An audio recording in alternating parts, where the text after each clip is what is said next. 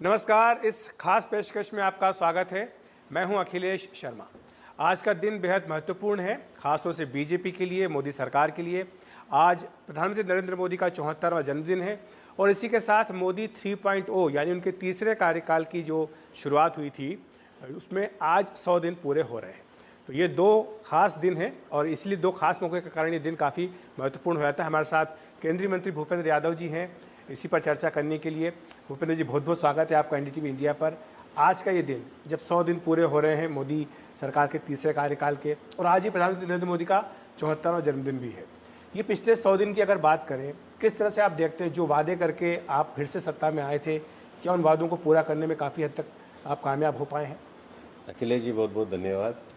और आपके टीवी के माध्यम से भी हम सब माननीय प्रधानमंत्री जी के दीर्घायु जीवन की, अच्छे स्वास्थ्य की और देश की सेवा के लिए वो जो अनथक भाव से लगातार सेवा दे रहे हैं, उसके लिए और आगे सफलताओं के लिए हम लोग भी शुभकामनाएं व्यक्त करते हैं। और माननीय प्रधानमंत्री जी ने पिछले 10 वर्षों में देश में नीतियों के तौर पे एक कंसिस्टेंसी और कंटिन्यूटी को रखा है।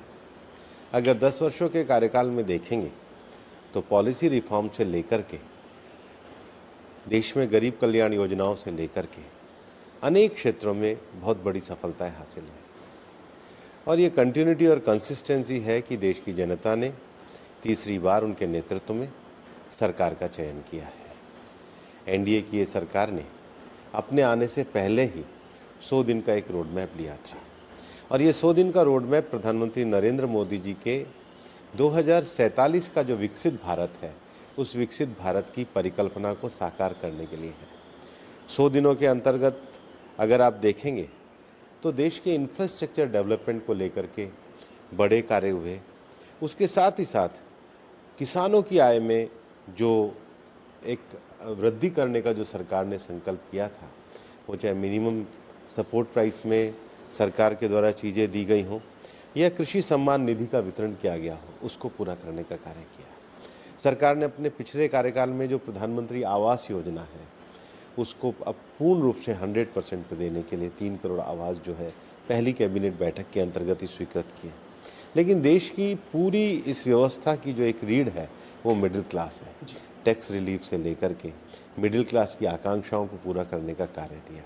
सबसे बड़ा विषय, देश में जो बढ़ती हुई आयु के लोग हैं उनके लिए एक आयुष्मान कार्ड की जो 70 वर्ष वाली जो योजना 100 दिन के अंतर्गत प्रारंभ की गई, वो बड़ा विषय है। हमारे देश में हम ये भी जानते हैं, मिडिल क्लास को, इंफ्रास्ट्रक्चर को, किसान को जब हम संबोधित करते हैं, प्रधानमंत्री जी इन 4 वर्गों के विकास की बात करते हैं, उसमें किसान के साथ एक और जो बड़ी कड़ी है वो महिला है। और अगर 100 दिनों में आप देखेंगे तो जो लखपति दीदी बनाने का अभियान है, उसमें 11 लाख लखपति दीदियों को और जोड़ने का कार्य किया है। हम ये भी जानते हैं कि माइनॉरिटीज़ के लिए भी सरकार के द्वारा 100 दिन में उल्लेखनीय कार्य किए हैं। ईज़ ऑफ डूइंग बिजनेस एक ऐसा विषय है जो हमारे देश को आगे बढ़ा सकता है और कॉरपोरेट टैक्स से लेकर अनेक विषयों को इस बजट के अंतर्गत जो रिड्यूस करके सहूलियत देने का काम किया है, वो किया है।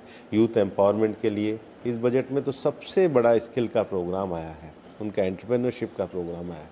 ये एक ऐसा है कि हम अपने युवाओं के स्किल को बढ़ा करके उनकी उद्यमिता का विकास कर सकें। और 4 जून को जब परिणाम आए थे तो प्रधानमंत्री जी ने 5 जून को विश्व पर्यावरण के दिवस के अवसर पर एक पेड़ माँ के नाम अभियान शुरू किया था। और इस धरती को हरा भरा बनाने के लिए, इस धरती पे बायोडायवर्सिटी का संरक्षण करने के लिए, इस धरती के ग्रीन धरती के लक्ष्यों को पूरा करने के लिए इस अभियान को हमने आगे बढ़ाया है। और 100 दिनों के अंतर्गत हमारे पोर्टल पे जाके जब आप विज़िट करेंगे तो 50 करोड़ से ज़्यादा लोग, 52 करोड़ से भी ज़्यादा लोग हो गए और उन सब लोगों ने एक पेड़ माँ के नाम अभियान में भाग लिया है। अपनी कृतज्ञता अपनी माँ के प्रति व्यक्त करने के लिए और धरती माँ के प्रति व्यक्त करने के लिए बहुत अनूठा अभियान प्रधानमंत्री जी ने चलाया है। और देश में ही नहीं, विदेशों में भी आज प्रकृति और इकोनॉमी ये दोनों साथ साथ चले, इसके लिए जो 100 दिनों में जो अभियान शुरू रहा है और ये जो बड़ा है, इसके लिए भी प्रधानमंत्री जी का विज़न इसमें सबसे बड़ा महत्वपूर्ण रोल के रूप में रहता है। बिल्कुल। तो आपने पहले 100 दिनों की बात की, तो इसमें सवाल ये उठता है भूपेंद्र जी कि जब पिछली सरकार थी तभी अगले 100 दिन में क्या करना है इस पर काम करना शुरू हो गया था। तो ये क्या आत्मविश्वास दिखा रहा था कि हमारी सत्ता में वापसी होने जा रही है, और साथ ही ये तैयारी भी, क्योंकि वो होता ही है कि जब 2-3 महीने अपने यहाँ चुनाव चलते हैं देश में तो सारा काम ठप पड़ जाता है। आचार संहिता लगती है, अफसरों को लगता है पता नहीं सरकार वापस आएगी नहीं आएगी, या आएगी तो किसकी आएगी, आएगी तो वो पिछली सरकार को के काम को बढ़ाएगी नहीं बढ़ाएगी। तो ऐसे में जो अनिश्चितता होती है, एक तरफ वो थी, दूसरी तरफ ये आत्मविश्वास। तो ये कैसे मतलब किया गया कि हमें आना ही है और हमें पहले 100 दिन में ये करना है? देखिए, भारतीय जनता पार्टी प्रधानमंत्री नरेंद्र मोदी जी के नेतृत्व में 2014 से देश की राजनीति का केंद्र बनी है। उससे पहले गुजरात में भी उन्होंने सफलतापूर्वक मुख्यमंत्री के रूप में कार्य किया है। और कोई भी नेता जब लंबे समय तक देश की राजनीति का केंद्र बिंदु के रूप में रहते हैं तो राजनीति के उस दौर में वो एक मानक स्थापित करते हैं। मोदी जी ने राजनीति में देश में सबसे बढ़िया गवर्नेंस को एक मानक के रूप में स्थापित किया है। इससे पहले आप देखते हैं, और कई राज्यों में भी आप देखते हैं कि बहुत जल्दी सरकारें चली जाती हैं एंटी इनकम्बेंसी के कारण। हमारी एंटी इनकम्बेंसी इसलिए होती है कि हम कार्यों को करने के लिए, उनको अंजाम पर पहुंचाने के लिए दृढ़ प्रतिज्ञा नहीं होते हैं। हमारी प्राथमिकताएं बदलती रहती हैं। मोदी जी का जो एक शासन करने का विज़न और दृष्टिकोण है वो इससे अलग है। वो एक प्रो गवर्नेंस की ओर, प्रो जिसको कहते हैं गवर्नेंस की ओर वोट लेने के लिए है। और जब आप प्रो गवर्नेंस की ओर वोट लेने जाते हो, जब आप अपने अच्छे उद्देश्य को साफगोई तरीके से जनता के सामने रखते हो, जब आप विकास में कंसिस्टेंसी और कंटिन्यूटी के विषय पर जाते हो, तो निश्चित रूप से ये जो आत्मविश्वास था, इसमें 100 दिनों की कार्य योजना को पिछले चुनाव के पहले तैयार किया था और जनता ने उसी दिशा में मतदान किया।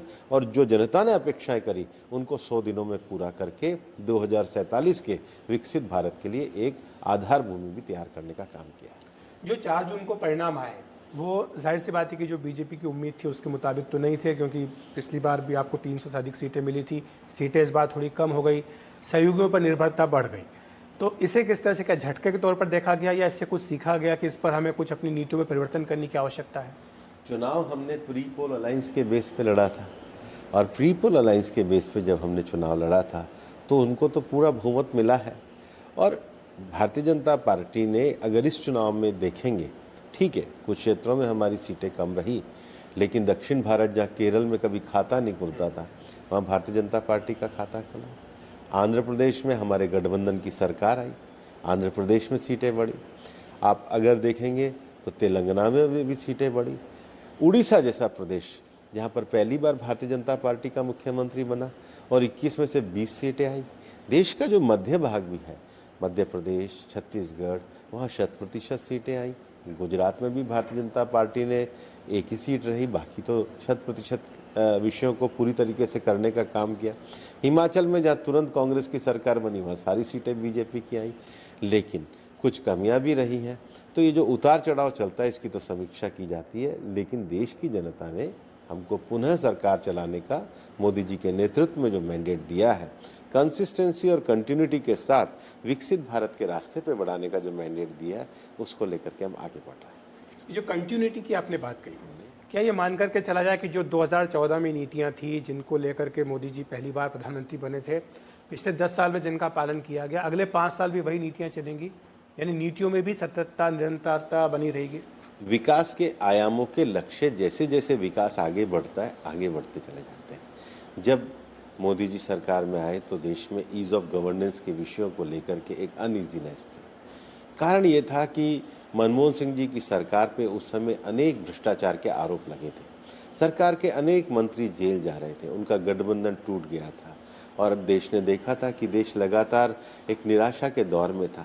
ऐसे में सहूलियतों के साथ, नए रिफॉर्म्स के साथ, पॉलिसी रिफॉर्म्स के साथ देश को आगे बढ़ा जाए। उसके साथ ही साथ टेक्नोलॉजिकल ट्रांसफॉर्मेशन किया जाए। टेक्नोलॉजिकल ट्रांसफॉर्मेशन का अर्थ है कि गवर्नेंस में जो एक्सेस ऑफ गवर्नमेंट है, जो इकोनॉमिक एम्पावरमेंट है, उसको हम कैसे टेक्नोलॉजिकल माध्यम से आगे बढ़ा सकते हैं। और आपने देखा है कि सरकार ने इसी साल 10 साल जनधन के पूरे होने के मनाए हैं।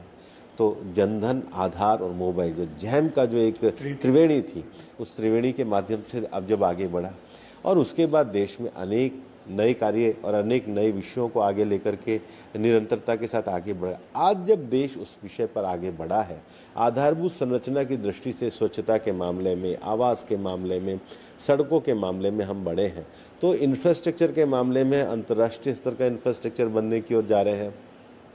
ग्रामीण क्षेत्र में जब सड़क सुविधा ओडीएफ हुआ है, तब ग्रामीण महिलाओं के लिए लखपति दीदी बनाने का काम हुआ है। मध्यम वर्ग जब सक्षम हुआ है तो उनको रियायतें दी जा रही हैं। आप ऐसे ही उद्योग जगत में कॉर्पोरेट टैक्स में रिलीफ देने का बात किया जा रहा है। अब जब युवा स्किल में आगे बढ़ने लगे तो उनके एंटरप्रेन्योरशिप के रोजगार के अवसर बढ़ाए जा रहे हैं। तो ये जो कंटिन्यूटी और कंसिस्टेंसी स्टेटस को नहीं है, ये ग्रोथ की ओर है, ये उसके पर्सपेक्टिव के ग्रोथ की ओर है, उसके थर्ड और फोर्थ स्टेप के लिए आगे जा रहे हैं। मोदी 3.0 का अर्थ है कि हम विकास के तीसरे और बड़े पायदान की ओर जा रहे हैं, जिसमें भारत समानता के लक्ष्यों को प्राप्त करते हुए विकास की ऊंचाइयों को छूने जा रहा है। आप तो सरकार के साथ बहुत करीब से जुड़े हैं, सरकार में तो आप हैं ही, पिछली बार भी थे, उससे पहले पार्टी संगठन भी आपने बहुत करीब से देखा। क्या आप कोई अंतर पाते हैं कि पिछली बार अपने बूते बहुमत था, इस बार बहुमत अपने बूते नहीं है बीजेपी का, सहयोगियों के साथ तो खैर है ही, तो इसमें कोई अंतर पाते हैं या कोई लगता है कि कोई दबाव हुआ है? जैसे पिछले 100 दिन को अगर मुड़ करके देखें, कुछ फैसले क्या दबाव के चलते बदलेगा, ऐसा कोई संदेश जा रहा है? ऐसा कोई संदेश नहीं है, कोई फैसले दबाव के अंतर्गत बदले नहीं गए। फैसलों में सततता और निरंतरता जारी है। और पार्टियां, लोकतंत्र की तो ये खूबसूरती होती है कि जनता जैसा जनादेश दे उसको लेकर के चला जाता है। जनता ने जनादेश हमको सरकार बना करके मोदी जी के नेतृत्व में आगे बढ़ने का दिया है, तो उस जनादेश पे हम आगे कार्य कर रहे हैं और एकदम उत्साह के साथ और आगे बढ़ रहे हैं। जो आलोचक है वो ये कहते हैं कि मोदी जी को गठबंधन सरकार चलाने का अनुभव नहीं है, तो इसलिए उन्हें दिक्कत आएगी जब बहुमत नहीं है। तो इसको आप किस तरह से देखते हैं? आलोचकों को ये पता होना चाहिए कि मोदी जी के पास जब 303 और 282 थे, तब भी उन्होंने गठबंधन के साथियों को लेकर सरकार चलाई, क्योंकि हमारा मानना है कि हम एकाधिकारवादी किसी एक परिवार में यकीन नहीं करते, हम भारत को पूरा परिवार मान के चलते हैं। मुझे अच्छी तरह ध्यान है, जब पिछली बार भी सरकार बनी थी, 300 दिन आई थी, तो प्रधानमंत्री जी ने जब एनडीए के नेताओं को संबोधित किया था, मुझे उनके वाक्य स्मरण है, उन्होंने एक वर्ड दिया था, नारा, नेशनल एम्बिशन और रीजनल एस्पिरेशन। उन्होंने कहा था हमारे पास 303 है, तब भी हम सहयोगियों को लेकर के चलेंगे, क्योंकि हमारे गठबंधन के कई जो दल हैं वो क्षेत्रीय आकांक्षाओं को भी आगे बढ़ाने के लिए, उनकी आकांक्षाओं को पूरा करने के लिए काम करते हैं। और प्रधानमंत्री जी ने जब अपने कैंपेन को शुरू किया था, तब भी उन्होंने कहा था कि भारत माता के 2 भाग, पूर्व जो है वो अविकसित रहे और पश्चिम जो है वो विकसित रहे।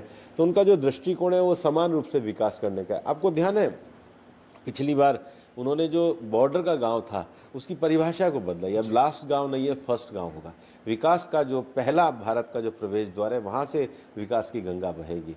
तो हमारी पार्टी की फिलॉसफी में, मोदी जी के नेतृत्व में सबको व्यापक रूप से चलने का जो सामाहिक भाव है वो 303 में भी था और आज भी वैसा ही है। लेकिन विपक्ष तो ये उम्मीद बांधे बैठा है कि ये सरकार लंबी नहीं चलेगी। वो कह रहे हैं कि बिल्ली के भाग्य से कभी न कभी तो छींका टूटेगा। 100 दिन तो पूरे कर लिए, लेकिन कब तक चलेगी, वो ये बार बार सवाल पूछ रहे हैं। और कह भी रहे हैं कि जब भी जाएगी, खड़गे जी तो बोल चुके हैं कि अगर 20 सीटें ज़्यादा आती तो बीजेपी के नेता जेल में होते हैं। अब ऐसी अमर्यादित बात तो वही कर सकते हैं, पर विपक्ष का अभी 2029 तक भी कोई चांस नहीं है और 29 के बाद भी कोई चांस नहीं है। देखिए, पहली बार उन्होंने 2014 में सोचा कि सरकार ही नहीं आएगी, फिर 2019 में सोचा कि अब कुछ चला जाएगा, 24 में भी ये रहा है। विपक्ष का काम है आलोचना करने का, लेकिन विपक्ष का काम आलोचना करने के साथ अपनी क्रेडिबिलिटी को भी खड़ा करना होता है। दुर्भाग्य से उनकी क्रेडिबिलिटी डाउन है। जब क्रेडिबिलिटी डाउन होती है तो आदमी फ्रस्ट्रेशन की बात करता है। तो जो अभी माननीय खड़गे जी का जो बयान है, ये उसी का नतीजा है। बीजेपी न्याय के, कानून के, शासन में भरोसा रखती है और इसको लेकर के हम आगे बढ़ रहे हैं। तो अभी तो कोई उनके पास कोई 2019 तक कोई ऐसी विषय और उम्मीद करना उनके लिए बेईमानी है। उनको अपनी क्रेडिबिलिटी को डेवलप करना चाहिए। राहुल गांधी जी की जो भी अमेरिका यात्रा हुई, उनके जो बयान आए, उसको लेकर के बीजेपी ने काफ़ी आपत्ति भी की। उससे आप किस तरह से देखते हैं कि पहली बार 10 साल में पहली बार नेता प्रतिपक्ष मिला है देश को और उस पर भी इस तरह की बयान? पहला विषय कि जब कोई भी नेता और नेता प्रतिपक्ष जब विदेश जाते हैं तो उनका बात करने के जो अंदाज़ है वो कम से कम भारत के प्रति गौरवपान होना चाहिए। वैसा उन्होंने नहीं किया। भारत के लिए उन्होंने गौरवपूर्ण बातें नहीं करी।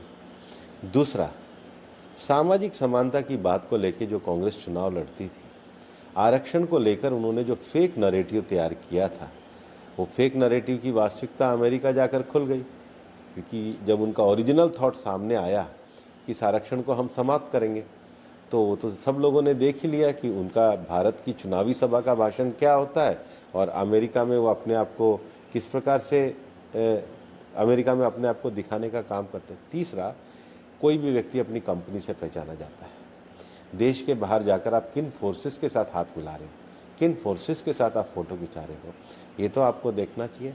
नेता प्रतिपक्ष को एक संविधान ने मर्यादा और चीज़ें भी दी हैं, हमें तो बताने की आवश्यकता नहीं है, लेकिन लोगों ने देखा है किनके साथ जाकर उन्होंने फ़ोटो खिंचाई है और क्या उन्होंने बातें करी हैं। तो कभी भी गैर जिम्मेदारीपूर्ण तरीके से नहीं करना चाहिए। ये देश बाबा साहब के सामाजिक समानता, न्याय और संविधान के उसूलों पर चल रहा है।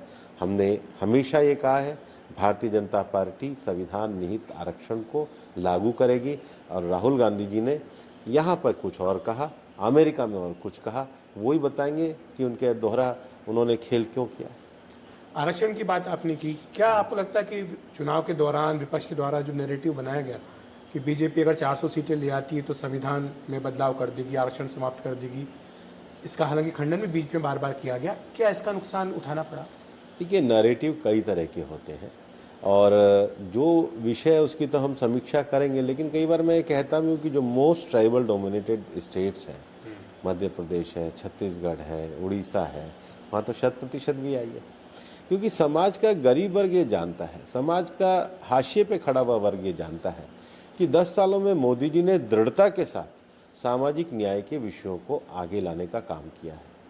आप 10 सालों में देखिए, सेंट्रल स्कूल्स में ओबीसी के बच्चों का रिजर्वेशन मोदी जी के समय में आया, सिंगल पद का विषय मोदी जी के समय में आया, ओबीसी को आरक्षण देने का विषय मोदी जी के समय में। अभी हाल में भी सर्वोच्च न्यायालय का जो कैटेगराइजेशन पे जब निर्णय आया और उसके अगले दिन ही हमारे एससी और एसटी के जो सांसद माननीय प्रधानमंत्री जी से मिले और उन्होंने कहा कि इसमें एक ऑबिटर डिक्टा है, जिसको कहा जाएगा प्रसंगवश कही हुई बात है, वो creamy layer in SC ST है। तो सरकार ने तुरंत अपने स्पष्टीकरण दिया, क्योंकि सरकार मूलभूत संविधान के सिद्धांतों पर चलने का कार्य कर रही है। फेक नैरेटिव तो ख़त्म हो गया, अब तो 29 में इनका फेक नैरेटिव भी नहीं चलेगा। आपको क्या झूठ लेकर के आएंगे वो तो अब देखा जाएगा। जो दूसरी मांग कांग्रेस पार्टी उठा रही है वो है जातिगत जनगणना की, इस पर क्या स्टैंड है? क्योंकि जनगणना बताया जा रहा है कि जल्दी शुरू हो सकती है। हमारा कहने का और हमारा किसी मांग को करने का उद्देश्य क्या है, और अगर उद्देश्य हमारा न्याय जातिगत जनगणना, आगे क्या? वो कह रहे हैं 50% के आरक्षण की सीमा को हम बढ़ा देंगे, आज आरक्षण की सीमा को बढ़ा देंगे, लेकिन जो आर्थिक विषमता है उसका क्या है? संविधान की प्रस्तावना में सामाजिक, आर्थिक, राजनीतिक तीनों न्याय की विषय कहा है। ओबीसी का जो वर्ग है और जिन जातियों को आरक्षण देने का काम किया है, तो उनको तो इन्होंने संवैधानिक आयोग देने का काम नहीं किया, उनके तो बच्चों को सेंट्रल स्कूल में एडमिशन देने का काम नहीं किया, उनके तो बच्चे लंबे समय तक मेडिकल और इंजीनियरिंग में डिमांड करते रहे, वो देने का कांग्रेस ने काम नहीं किया।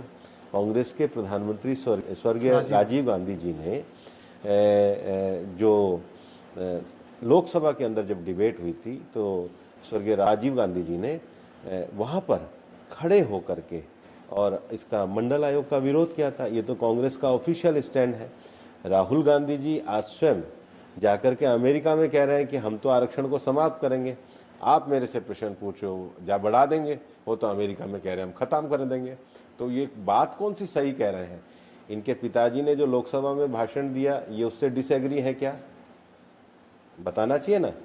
इनको ये भी बताना चाहिए कि इनके पूरे परिवार के शासनकाल में 70 साल तक मंडल आयोग लागू नहीं हुआ, इनका उसके बारे में क्या कहना है।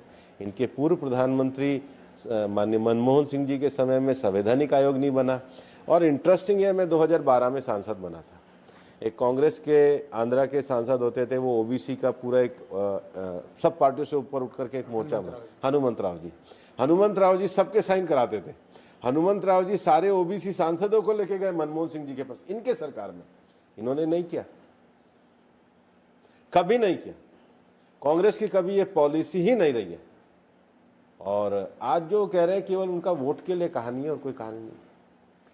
थोड़ी सी चर्चा कर लेते हैं महाराष्ट्र की, क्योंकि अब आप प्रभारी भी हैं। महाराष्ट्र के चुनाव नवंबर में हो सकते हैं, क्या तैयारी, क्योंकि सत्ता में रहने के बाद और इस तरह की कोalition सरकार चलाने के बाद, क्योंकि उधर विपक्ष जो है काफ़ी वहाँ पर भी आक्रामक है। महाराष्ट्र में हम युति के साथ चुनाव लड़ रहे हैं और भारतीय जनता पार्टी, शिवसेना और एनसीपी, तो हमारे तीनों नेता, हमारे मुख्यमंत्री जो शिवसेना के एकनाथ शिंदे जी, हमारे उप मुख्यमंत्री हमारी पार्टी के नेता देवेंद्र जी और एनसीपी के नेता श्री अजीत पवार जी के नेतृत्व में एक युति की मजबूत सरकार चल रही है और युति के साथ हम चुनाव में जा रहे हैं। और महाराष्ट्र में बड़ा पॉजिटिव एक वेव हमको दिख रहा है। जो इनके नरेटिव, फेक नरेटिव कुछ खड़े हुए थे, वो तो पूरी तरीके से अब ज़मीन से गायब हो चुके हैं। लोग भारतीय जनता पार्टी और युति को पुनः चुन करके महाराष्ट्र में सरकार लाने वाले। सीटों का बंटवारा वगैरह पे सब चर्चा, बातचीत की प्रक्रिया बहुत अच्छे स्तर पे है और बहुत सौहार्दपूर्ण तरीके से है। सही समय पे सारे विषयों को एड्रेस कर और मुख्यमंत्री जो शिंदे हैं वही अभी हम युति की सरकार के लिए लाने के लिए लड़ रहे हैं और युति की सरकार लेकर के आएंगे। थोड़े से एक दो प्रश्न मोदी जी से, क्योंकि आज उनका जन्मदिन है। आपने पार्टी संगठन में भी उनके साथ काम किया, सरकार में भी साथ में काम किया है, कैबिनेट में भी आप साथ में बैठते हैं। क्या आपने उनसे सीखा, आपको क्या लगा उनके बारे में जो पॉइंट आउट करना चाहेंगे कि देखिए, इस उम्र में भी इतनी ऊर्जा के साथ काम कर रहे हैं? प्रधानमंत्री जी के कार्यशैली को अगर आप देखेंगे तो वो स्वयं उदाहरण प्रस्तुत करते हैं और संगठन के काम करते हुए भी कई विषयों में हम उनको देखते हैं। वो छोटी से छोटी बातों का ध्यान रखते हैं, छोटे से छोटे आदमी का भी ध्यान रखते हैं। जब वो संगठन मंत्री थे और जब प्रधानमंत्री वो बने तो उस समय के जो भारतीय जनता पार्टी के कार्यालय के हमारे कर्मचारी थे, क्योंकि मैं तो राष्ट्रीय महामंत्री के रूप में देखता था, आते थे बैठक के बाद सहज रूप से भोजन करते थे, तो हमारे कार्यकर्ता, हमारे वहाँ पुराने जो कर्मचारी हैं कार्यालय के, सबको नाम लेके पूछते थे और 10 साल बाद भी उनको ध्यान रहता है कि इनके परिवार में उस समय ये समस्या थी, इसके यहाँ ये दिक्कत थी। तो ये जो उनका लगाव और जुड़ाव है, ये छोटे से छोटे व्यक्ति के साथ ये बहुत देखने में अद्भुत है। दूसरा, उनका खुद का व्यक्तिगत अनुशासन दूसरे के लिए नहीं, अपने ऊपर बहुत वो है। तो उनका जो अनुशासन है हमारे लिए अनुकरणीय बनता है। हमें भी कई बार ये लगता है कि वो स्वयं इतनी जल्दी उठते और इतना जल्दी लगातार काम करते हैं। प्रधानमंत्री जी लगातार अनथक काम करते हैं। तीसरा, वो हर चीज़ का बड़ा महत्व जानते हैं और इसलिए आज तो विश्व के वो यशस्वी नेता हैं, दुनिया के बड़े जननायकों में प्रधानमंत्री जी हैं। लेकिन अगर पार्टी की बैठक है तो फिर पार्टी कार्यालय में आके करनी है, सरकार का कार्य है तो सरकार में करनी है, सही समय पे करनी है और हर चीज़ को एक सही ऑब्जेक्ट के साथ पूरा करना है। और सबसे बड़ी बात है, जो लक्ष्य तय किए हैं उनको पॉजिटिव स्पिरिट में आगे बढ़ना है और ध्यान से, जो सबसे गहरा विषय है कि वो सुनते बहुत ध्यान से हैं और सबको सुनते हैं। इतनी जो उनकी सुनने की क्षमता है, ये भी उनका एक अनुकरणीय उदाहरण है जिसको हम सीखने का प्रयास करते हैं। बहुत बहुत धन्यवाद आपका भूपेंद्र जी। Thank you. तो आज मोदी सरकार के 100 दिन तीसरे कार्यकाल के पूरे हो गए हैं और साथ ही आज पीएम नरेंद्र मोदी का 74वां जन्मदिन भी है। इसी के साथ बीजेपी ने देश भर में तैयारियां भी की हैं और इसी पर हमने चर्चा की है केंद्रीय मंत्री भूपेंद्र यादव जी से। वापस चलते हैं स्टूडियो। रात के दौरान उन्होंने जितने हम